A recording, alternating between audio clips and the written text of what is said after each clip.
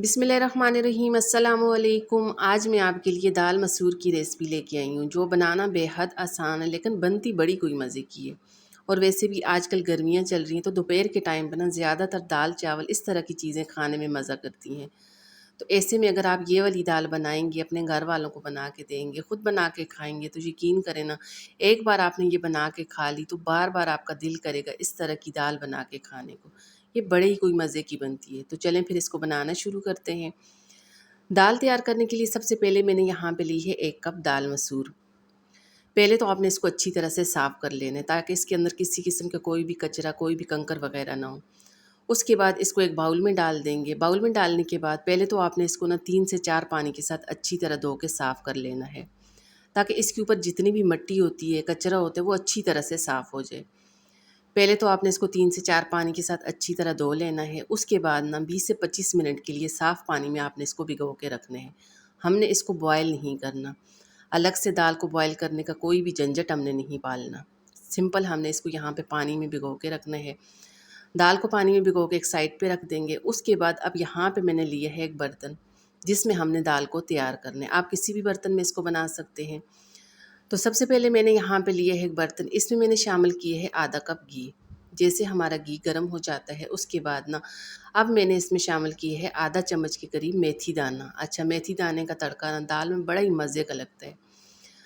आधा चम्मच इस तरह मेथी दाना इसमें डाल देंगे। बस थोड़ा-सा आपने इसको घी में कड़कड़ाना है। जैसे ही इसकी खुशबू सी आने लगे ना, उसके बाद आपने इसमें शामिल करना है प्याज़। तो एक बड़े साइज़ के मैंने प्याज़ लिया था, उसको बिल्कुल बारीक चॉप कर लिया था। अच्छा, आपने कोशिश करना है प्याज़ को, टमाटर को, जो भी चीज़ें आप इसमें शामिल करें ना, उनको बिल्कुल बारीक चॉप करके शामिल करें। अच्छा, प्याज़ टमाटर को ना बारीक चॉप करके इसमें शामिल करने का फ़ायदा सिंपल ये होता है कि ये दाल में ना खड़ा-खड़ा नज़र जो आता है, वो इस तरह नज़र नहीं आएगा। अच्छा, जैसे ही प्याज़ का थोड़ा-सा पिंक सा कलर आ जाता है ना, उसके बाद मैंने इसमें शामिल की है लहसुन और हरी मिर्चों का पेस्ट। अच्छा, मैंने लहसुन और हरी मिर्चों दोनों का एक साथ पेस्ट बना लिया था। लहसुन और हरी मिर्चों का पेस्ट इस तरह इसमें डाल देंगे और इनको ना अच्छा सा कलर आने तक आपने घी में फ्राई करना है। जैसे ही इस तरह का इनका कलर आ जाता है, उसके बाद अगली चीज़ जो मैं इसमें शामिल करने वाली हूँ, वो है टमाटर।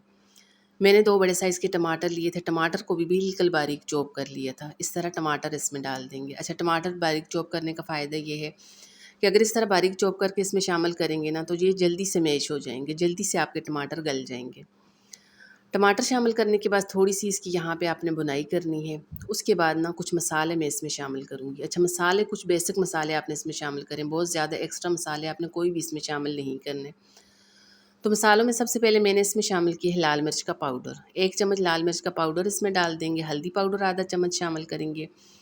धनिया पाउडर 1 चम्मच इसमें शामिल करेंगे। उसके बाद 1 चम्मच ही मैंने इसमें शामिल किए हैं नमक। अच्छा, नमक, मिर्च ये तमाम चीज़ें ना आप अपने टेस्ट के मुताबिक इसमें कम ज़्यादा कर सकते हैं। अच्छा, जैसे ही आप इस तरह इसमें मसाले शामिल करें, साथ में थोड़ा-सा पानी ऐड कर देंगे। पानी इस वजह से इसमें शामिल करेंगे ताकि एकदम से ना मसाला हमारा जले ना। उसके बाद अच्छी सी इसकी भुनाई करनी है। बस कुछ सेकंड के लिए आपने मसाले के साथ टमाटर की अच्छी सी भुनाई करनी है। जैसे ही इस तरह इसका घी अलग हो जाता है, उसके बाद ना अब आपने इसमें दाल शामिल करनी है। अच्छा, दाल का पहले पानी आपने बिल्कुल ड्रेन कर लेना है। दाल का पानी ड्रेन करके इस तरह दाल इसमें डाल देंगे। तो मैंने दाल को तकरीबन 25 मिनट के लिए पानी में भिगो के रख दिया था। तो दाल हमारी ना अच्छी खासी सॉफ्ट हो चुकी है। अब दाल इसमें जैसे ही शामिल करेंगे ना, तो दाल शामिल करने के बाद इधर आपने 3 से 4 मिनट अच्छी तरह दाल की भुनाई करनी है। मसाले में दाल की अच्छी सी आपने भुनाई करनी है। तकरीबन 3 से 4 मिनट आपने इसकी भुनाई करनी है। इससे इसका ना फ्लेवर बड़े मज़े का बन के तैयार होते हैं। अब जैसे इधर दाल की अच्छी सी भुनाई हो जाती है, उसके बाद अब आपने इसमें पानी शामिल करना है। अच्छा, क्योंकि हमने इस तरह बिल्कुल ड्राई वाली दाल नहीं बनानी, इसलिए इसमें पानी शामिल करेंगे, लेकिन पानी आपने इसमें कच्चा बिल्कुल भी शामिल नहीं करना। पहले पानी को आपने अलग से बॉयल करना है, बॉयल पानी आपने पका हुआ पानी इसमें शामिल करना है। अच्छा, कच्चा पानी आपने बिल्कुल इसमें शामिल नहीं करना, पहले अलग से पानी को आपने बॉयल करना है, उसके बाद बॉयल पानी आपने इसमें शामिल करना है। अच्छा, पानी आपने इसमें कितना शामिल करना है? पानी इतना आपने इसमें शामिल करना है ताकि दाल ना इसमें नज़र नहीं आनी चाहिए। बस इतना पानी इसमें होना चाहिए। या जितना आपने इसकी ग्रेवी रखनी है, जितना दाल को आपने पतला बनाना है, इस लिहाज से आपने इसमें पानी शामिल करना है। जैसे ही आप इस तरह इसमें पानी शामिल करें, पानी शामिल करने के बाद पहले तो आपने इसको अच्छी तरह मिक्स करना है। तमाम दाल को पानी में अच्छी तरह से मिक्स करना है। उसके बाद अब आपने इसको कवर लगा के पकने के लिए छोड़ देना है। तकरीबन आपने 10 से 15 मिनट के लिए बिल्कुल मीडियम आंच करके 10 से 15 मिनट के लिए इसको पकने के लिए छोड़ देंगे। तो मैंने इसको तकरीबन 15 मिनट के लिए पकने के लिए छोड़ दिया था। तो माशाल्लाह से ना दाल हमारी अच्छी तरह गल के तैयार हो चुकी है। अब आपने क्या करना है, इसको अच्छी तरह मिक्स करना है। उसके बाद अब आपने इसमें कोई मसाला, कोई चीज़ शामिल नहीं करनी। दाल हमारी बन के तैयार हो चुकी है। सिंपल आपने इसमें फ़्रेश हरा धनिया, मुट्ठी भर के फ़्रेश हरा धनिया इसमें शामिल करना है। फ़्रेश हरा धनिया शामिल करके इसको अच्छा सा मिक्स करना है और इसको एक साइड पे कर देना है। इसके बाद ना अब इस दाल के लिए ख़ास किस्म का, ज़बरदस्त किस्म का तड़का तैयार करेंगे, जो कि इसके फ्लेवर को, इसके टेस्ट को ना मज़ीद बढ़ा देगा। तो तड़का तैयार करने के लिए सबसे पहले मैंने यहाँ पे एक पैन लिया है। आधा कप मैंने इसमें शामिल किया है घी का। ऐसे पहले भी हमने दाल में घी शामिल किया था, इसलिए ना अब इस स्टेज में एक्स्ट्रा घी इसमें शामिल बिल्कुल भी नहीं करेंगे। सिंपल आधा कप इस तरह इसमें घी डाल देंगे। जैसे घी गर्म हो जाता है उसके बाद लहसुन की कुछ कलियाँ बिल्कुल बारीक चॉप करके लहसुन की कुछ कलियाँ इसमें डाल देंगे।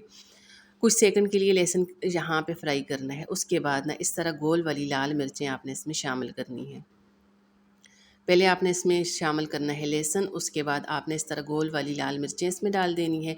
कुछ सेकंड के लिए आपने घी में इस तरह मिर्चों को फ्राई करना है। अब लास्ट में ना आपने इसमें शामिल करना है सफ़ेद ज़ीरा। तो 1 चम्मच इस तरह सफ़ेद ज़ीरा इसमें डाल देंगे और इन तमाम चीज़ों को अच्छा सा कलर आने तक यहाँ पे करेंगे घी में फ्राई। दाल के लिए मज़े का तड़का तैयार हो चुका है। अब दोबारा से चलते हैं दाल की तरफ। जो तड़का हमने तैयार कर लिया था इस तरह उठा के दाल में डाल देंगे। बड़े मज़े की ना, जैसे ही हमने इसमें तड़का शामिल किया है, बड़े मज़े की दाल में से खुशबू आ रही है। अच्छा सा आपने इसको करना है मिक्स। अब आपने ना चूल्हा बंद कर देना है। अब दोबारा से चूल्हा जलाने की बिल्कुल भी ज़रूरत नहीं। इस स्टेज पे चूल्हा बंद कर देंगे, तड़का इसमें डाल देंगे और अच्छा सा आपने इसको करना है मिक्स।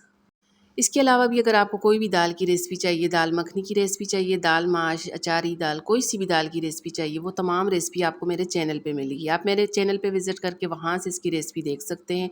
इंशाल्लाह वो भी आपको बड़ी पसंद आएगी। तो चलें जी, माशाल्लाह से दाल हमारी तैयार हो चुकी है। आज की वीडियो अगर आपको पसंद आ जाती है, इसको लाइक शेयर ज़रूर कर दीजिएगा। साथ में मेरे चैनल को सब्सक्राइब कर दें। दुआओं में याद रखिएगा। अल्लाह हाफ़िज़।